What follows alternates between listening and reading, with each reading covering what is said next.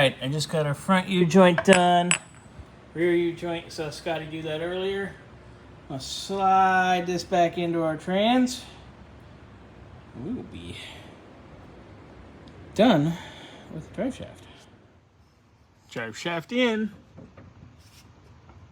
Oh, hey, no more sloppy, other than the actual diff itself, as opposed to before we could weebles wobble. This concerns me.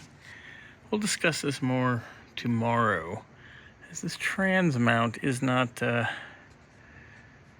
proper to what's supposed to be here. It's supposed to bolt to the back of the tail shaft.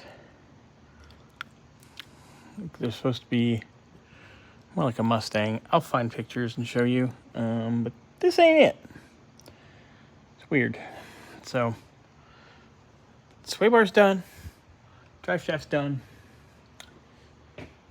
Shocks, probably, maybe, hopefully tomorrow.